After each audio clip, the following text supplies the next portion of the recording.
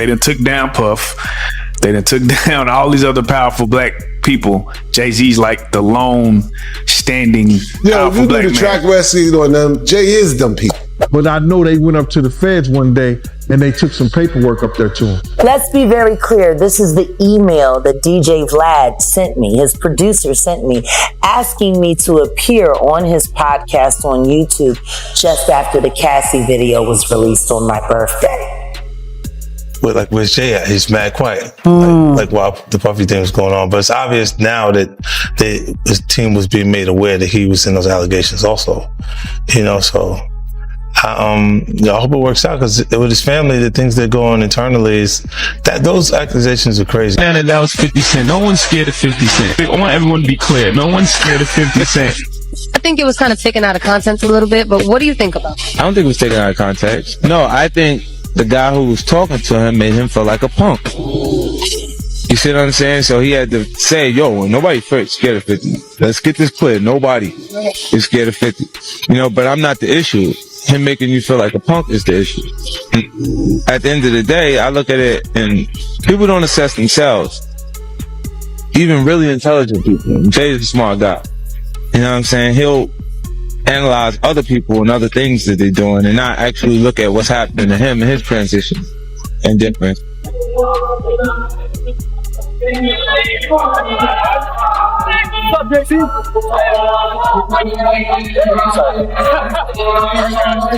Jay, your music saved my life, man. We're Sagittarius too, Bob. Thank you so much.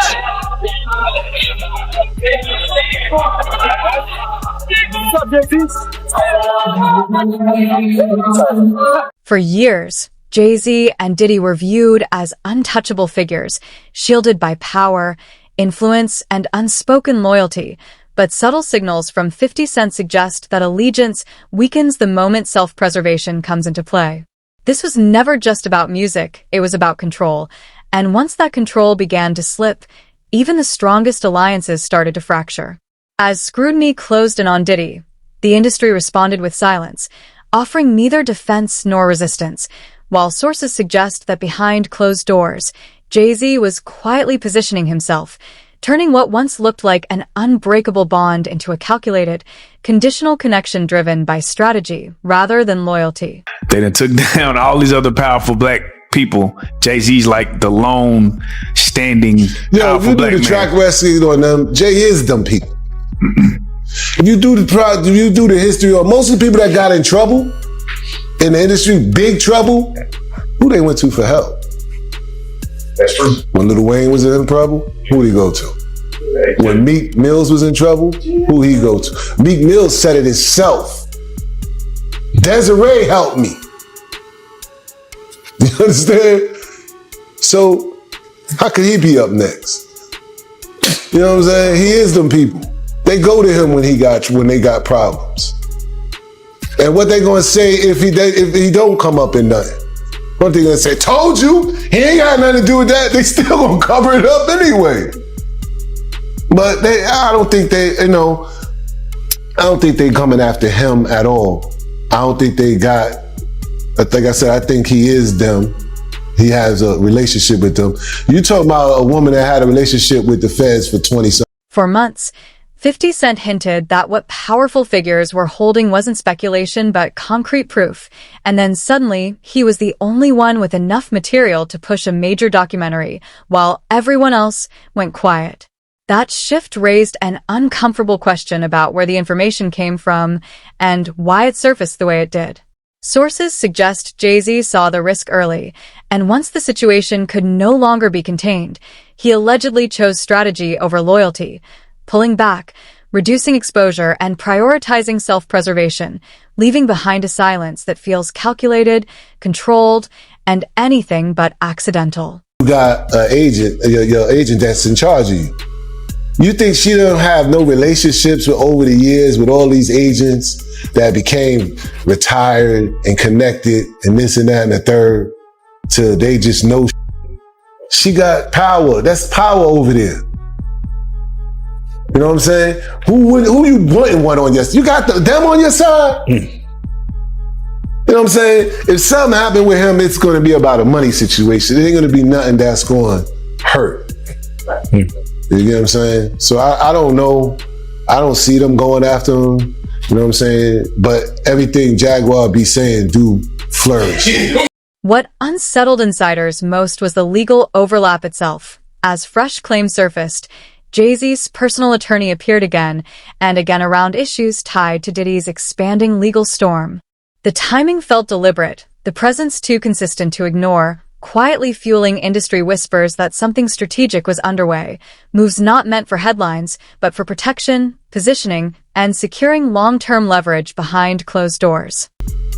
And I know that for a fact. I got the scars to prove it. You want to know what a box cutter feels like going into your skin and ripping you? I can tell you how it feels.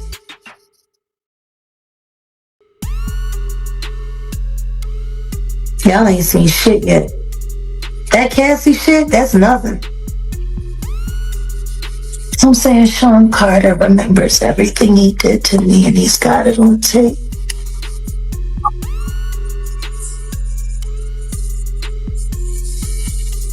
Just like Diddy.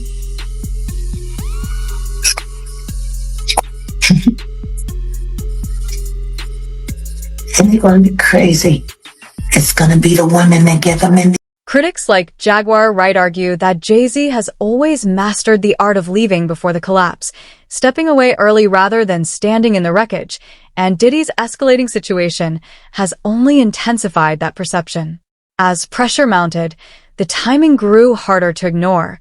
50 Cent suddenly appeared informed, composed, and ready to confront figures once treated as untouchable, hinting that a powerful channel of access had quietly opened.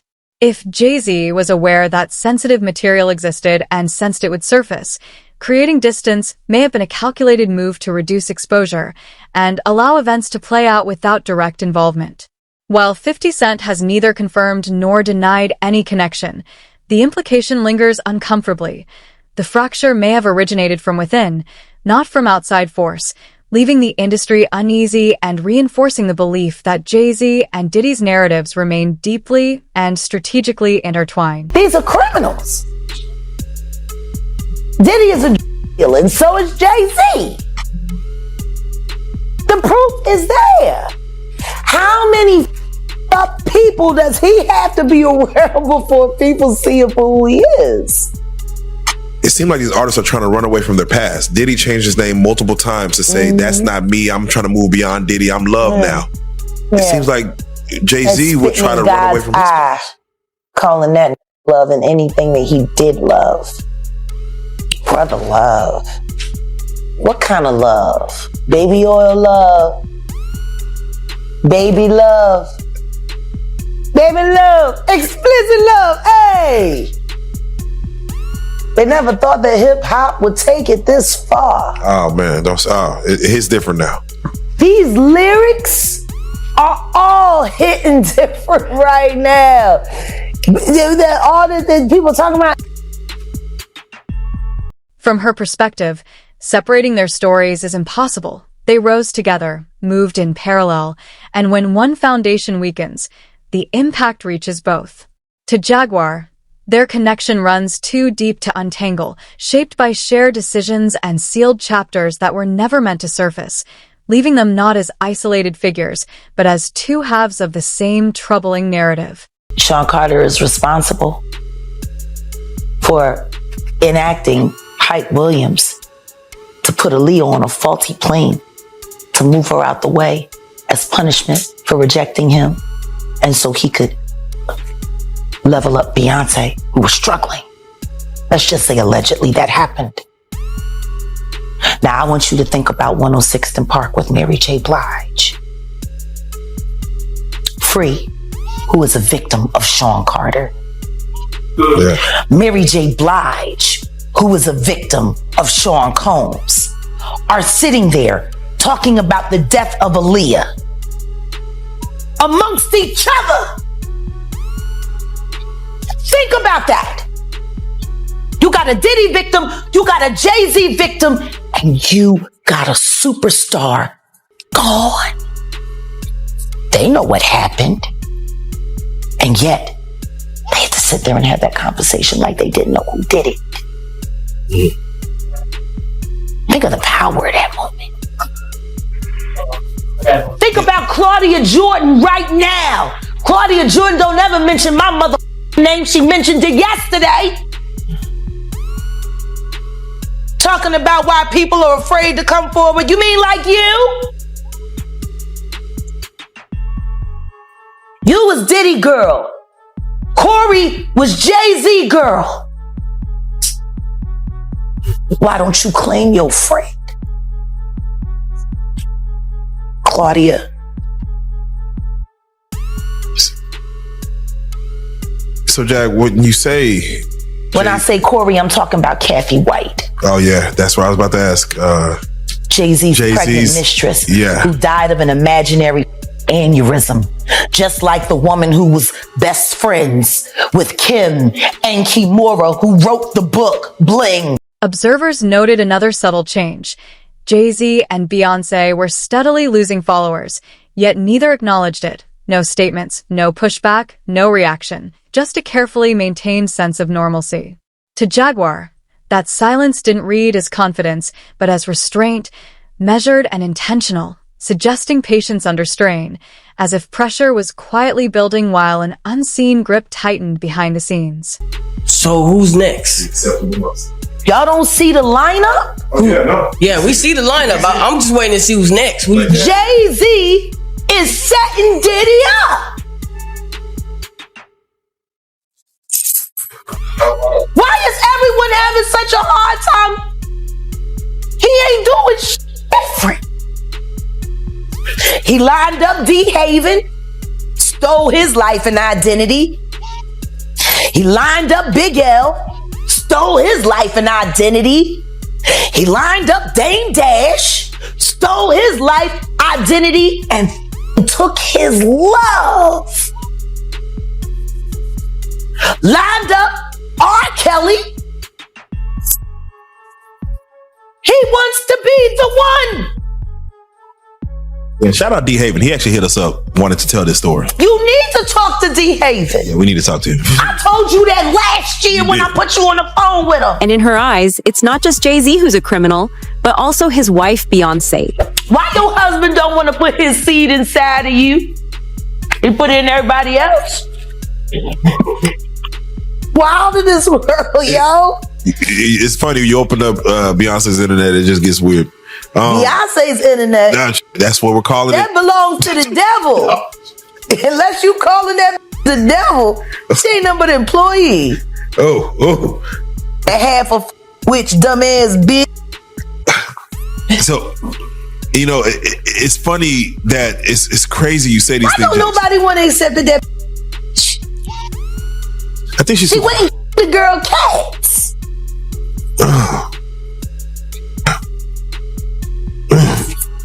Okay. A girl went to court and charged her with extreme witchcraft. She was hypnotized. Beyonce came and she was in there eating on her and shit while she was asleep. You know, snacking on his big people cats. And guess what? They wouldn't give her the restraining order. They just told her to stay away from Beyonce and work for somebody else. Guess what? She's having a hard time finding work too. Which is interesting because she's a brilliant musician.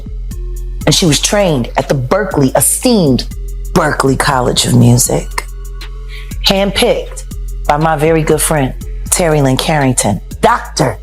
Terry Lynn Carrington, who put together Beyonce's entire female band, which was Matthew Knowles' idea because he couldn't get Beyonce to stop people. Guess you didn't know your daughter well enough because she just started. The scrutiny doesn't stop with Jay-Z. She also gestures toward Beyoncé, not as an accusation or established claim, but as part of a broader narrative she believes places both figures within the same closed environment, where connections overlap and questions naturally arise without offering definitive conclusions. No, I know. Yeah, but he said he would never sit with me. He would never have me on his He never wanted to talk to me. Never would. But I got receipts. Vlad, why did you reach out to Jag back in June asking for Jag to be on the show? Why you do that, Vlad? Vlad, why you playing in our face? Why you lying? Why you lying on his podcast? And Vlad, and your fat wife. We'll stop there. Damn. Damn. Let's be very clear. This is the email that DJ Vlad sent me, his producer sent me, asking me to appear on his podcast on YouTube just after the Cassie video was released on my birthday. I saw it. I never responded. Odell responded. Weeks and weeks later. But then again, Diddy was already in trouble, so you really didn't need to talk to me because you couldn't do much disinformation with me. I guess that's why your friend from the Star Report, or should I say the Comet Report, because he crashed out just like a comet. I guess that's why he was so upset when I started asking him relevant questions about why he's propping up a liar. At this point in time, Vlad, I think it's only fair to say that Carol Johnson, your assistant, unless you're saying you didn't know, she sent this on. She explained that the Piers Morgan interview wasn't orchestrated in advance. It came through her team, and she agreed because his platform is known for rigorous review and legal scrutiny. Her thinking was simple. If her claims cleared that filter, they couldn't be brushed aside. The approach landed. The interview didn't just circulate online. It triggered real pushback. Commentators rushed to respond, some attempting to undermine her credibility, and figures like DJ Vlad publicly dismissed her, reactions that, to many observers, only underscored that her words had struck a nerve few were prepared to confront. Like I said, it was brilliant. Wow. Because everything that he said, denouncing me and then confirming me and then talking about, that all happened a day before the report about the 9-year-old boy was released. And before people started confirming that the video that was being shopped around was Bieber and Diddy. See, that's the problem with running your mouth, Vlad. That's the problem. You didn't realize on Monday that every word that you said was going to be invalidated on Tuesday. See, that's what happens when you're a liar. See, I didn't have to worry about what I said on Monday because I knew what I said on Monday was going to hold up on Wednesday. The truth needs no support, just time and room. She pushed the narrative further, reminding critics that months earlier she had warned sensitive materials were quietly moving behind the scenes, claims that were quickly dismissed as unsupported. Now, however, legal sources connected to active cases were acknowledging awareness of the very same materials she had referenced, transforming what once sounded speculative into something far more serious. That shift reframed the past silence, not as oversight or coincidence, but as a deliberate choice, suggesting awareness existed long before public attention finally caught up. Over to the feds with all this paperwork, you understand? And I mentioned this before, you understand? They not only talking about the extortion stuff, they talking about how they trying to be made to have this what you call this promotion, this distribution thing, and which I'm finding out they wasn't even going to be a part of it until later, but they was in fear, like they was trying to be made to be a part of this whole distribution thing that Suge Knight was trying to build up with Rockefeller, because it was Dame Dash, it was Irv Gotti, it was Jay Prince, and Death Row. You understand what I'm saying? So now, everybody wanna know who's this and who's that, and want to go back and say, yo, how do you know? It came from the horse's mouth. He said he got all the paperwork to prove it. Kirk Burrow said it plenty of times, but nobody won't sit down with him. I mean, like, you won't get none of these, these radio stations and all this stuff like that to sit down with him. He said, I got the paperwork. He got files from the from the DEA and the FBI, all that stuff like that. She described that moment as the true turning point, when everything began to change. Deception, she explained, needs constant cover and distraction to survive, while the truth requires no protection at all, only time and room to surface on its own.